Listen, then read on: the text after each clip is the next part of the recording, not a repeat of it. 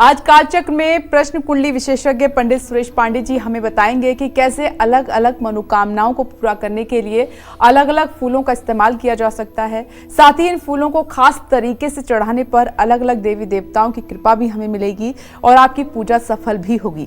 तो बने रहिए हमारे साथ और देखते रहिए कालचक्र। इसके अलावा अगर कोई आपका सवाल है तो आप हमें फोन कर सकते हैं। हमारा नंबर नोट कर लीजिए, नंबर है 0120665241 और अपनी चर्चा की शुरुआत करें उससे पहले जानते हैं कि आज का शुभ मुहूर्त आपके लिए क्या है।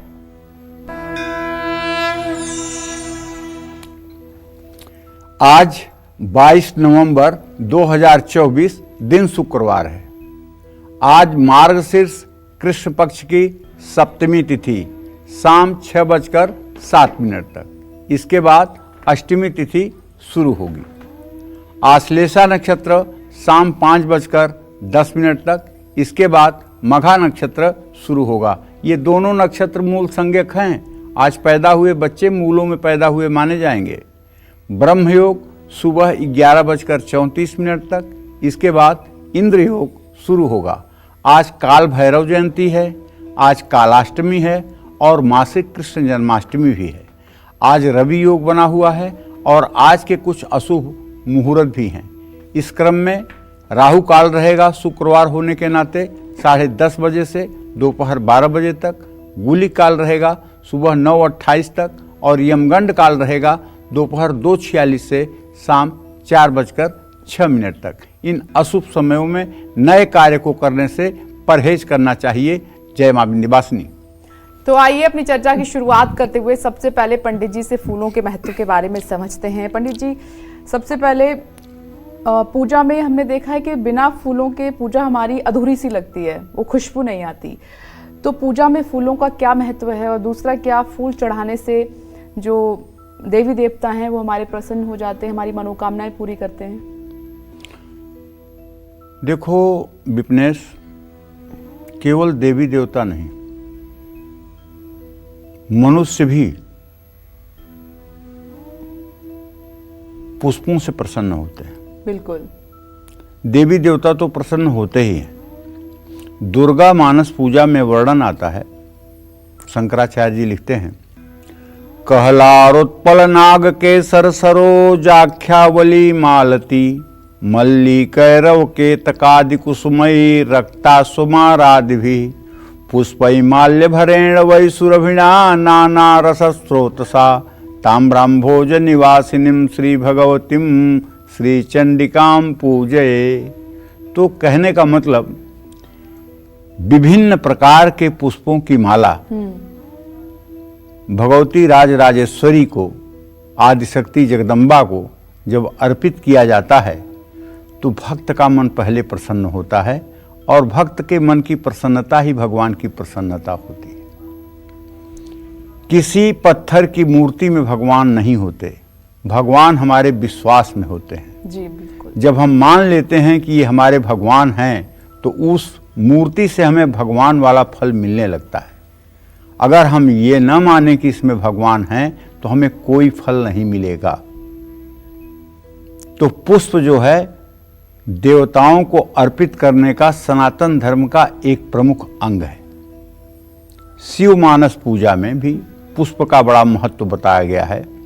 रत्नैकल्पितमासनं हिमजलै स्नानं च दिव्यांबरं नाना रत्न समर्पितं रत्नैकल्पितमासनं हिमजलै स्नानं च दिव्यांबरं नाना रत्न समन्वितं पुष्पम। ये श्लोक थोड़ा कहीं से अटक रहा है जी। तो कहने का मतलब यह है, ना हर प्रकार के पुष्पों से भगवान शिव का भी श्रृंगार किया जाता है और भगवान शिव का श्रृंगार श्वेत रंग के पुष्पों से अधिक किया जाता है। कमल एक ऐसा पुष्प है जो हर देवी देवता को प्रिय है। अगर भगवान विष्णु को आप कमल का फूल अर्पित करें तो उन्हें कमल नयन कहा जाता है। उन्होंने एक कमल का फूल कम होने पर अपने नेत्रों को भगवान शिव के समक्ष प्रस्तुत किया था, इसलिए वो कमल नयन हुए। तो महालक्ष्मी को भी कमल का पुष्प प्रिय है, भगवान श्री हरि विष्णु को भी कमल का पुष्प प्रिय है, भगवान शिव को कमल का पुष्प प्रिय है, भगवान गणेश को कमल का प्रिय पुष्प है। लेकिन देवियों की पूजा में लाल पुष्प अधिकतर प्रिय है। सिर्फ बगलामुखी देवी को छोड़ करके बाकी सारे देवियां जो हैं वो लाल पुष्पों से प्रसन्न होती हैं।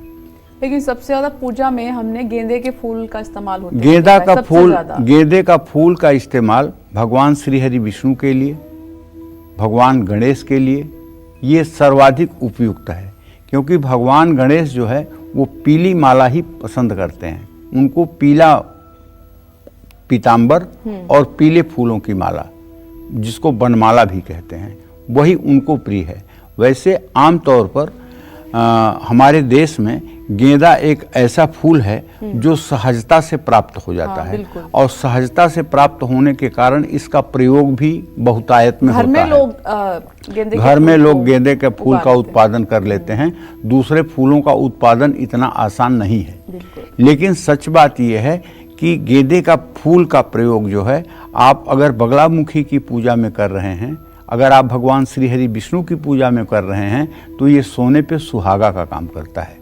लेकिन जैसे देवियों की पूजा आपको करनी है, दुर्गा की पूजा आपको करनी है, तो वहाँ लाल पुष्पों की माला जितना देवी दुर्गा को प्रिय है, उतना पीले पुष्पों की माला प्रिय नहीं है। लाल गुलाब ही हो गया, अड़हुल हो गया, जिसको देवी फूल भी कहते हैं। हाँ, ये पुष्प भगवान भगवती देवी को बहुत ही प्रिय हैं। तो हमारे यहाँ 3 प्रकार की पूजा का विधान है विपिनेश। एक पंचोपचार पूजा, एक षोडशोपचार पूजा, एक राजोपचार पूजा। ठीक है। पंचोपचार पूजा में गंध, अक्षत, पुष्प, धूप, दीप, नैवेद्य, ये 5 चीजें चढ़ाई जाती हैं। गंध माने हल्दी, अक्षत माने साबुत चावल, पुष्प माने फूल, नैवेद्य माने भोग प्रसाद, गंधाक्षत, पुष्प, धूप, दीप, नैवेद्य और धूप और दिया। ये चीजें मतलब कि पंचोपचार में। और षोडशोपचार में आवाहन, ध्यान, आवाहन, आसन, पाद्य, अर्घ, आचमनी, स्नान, वस्त्र, उपवस्त्र, गंधाक्षत, पुष्प, धूप, दीप, नैवेद्य, और नैवेद्य के बाद निराजन, नहीं, नैवेद्य के बाद मतलब कि आचमनी, आचमनी के बाद मतलब कि उनका वो आरती। ये 16 क्रम है। और इसी तरह से राजोपचार में 64 क्रम होते हैं, जिसमें पुष्प का अपने आप में बहुत महत्व है। और हमारे शास्त्रों में कहा गया है कि यदि पुष्प की अनुपलब्धता हो, पुष्प आपके पास अनुपलब्ध हो पूजा में, और आप पूजा करना चाहते हैं, तो आप मानसिक पुष्प देवताओं के श्री चरणों में समर्पित करें। जैसा आप हमेशा कहते हैं कि अंजलि बनाकर कमल के पुष्प का आप अपने हाथ में आवाहन करें, और वो पुष्प भगवान के श्री चरणों में आप अर्पित करें। ये पुष्प उतना ही आपको पुण्य देगा जितना साक्षात दिया हुआ आपका पुष्प जो है आपके लिए उपयोगी है। मानसिक पूजा से बढ़ करके कोई पूजा नहीं है, तो मानसिक पूजा अवश्य करनी चाहिए। और मानसिक, भले आप प्रकट पूजा कर रहे हैं, लेकिन फिर भी आपको 2 मिनट की मानसिक पूजा भी करनी चाहिए, क्योंकि 3 मंदिर होते हैं विपिनेश। एक मंदिर तो होता है जो हमारे घर का पूजा स्थान में है, दूसरा मंदिर है जो घर के बाहर है, और तीसरा मंदिर है मन मंदिर है। और ये मंदिर बहुत महत्वपूर्ण है। अगर इस मंदिर में आप नहीं पहुंचे और उन दोनों मंदिरों में पहुंच गए तो कोई मतलब नहीं। और अगर इस मंदिर में आप पहुंचे हुए हैं, उन मंदिरों में आप कम भी पहुंच रहे हैं, तब भी गाड़ी पार हो जाएगी, तब भी नैया पार हो जाएगी, इसमें कोई दो राय नहीं है। भावो ही विद्यते देवः, भावना से ही देवता विद्यमान होते हैं। ये शास्त्रों का अटल सम्मत मत है, जिसके यहाँ प्रभु विराजमान हैं। ईश्वर अंश जीव अविनाशी, चेतन अमल सहज सुख राशि। सबके अंदर प्रभु हैं, सबके अंदर ईश्वर हैं। ऐसा नहीं किसी के अंदर ईश्वर नहीं है, तो फिर ईश्वर दिखाई क्यों नहीं देता?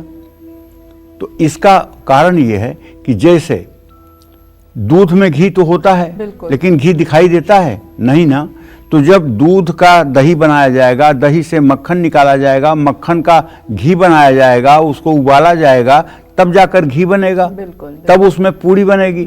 उसी तरह से इस शरीर में भी, इस जीव में भी ईश्वर विद्यमान है, बशर्ते उसका भी प्रोसेस करना पड़ेगा, आपको भजन करना पड़ेगा, भजन करके इंद्रियों को अंतर्मुख करना पड़ेगा।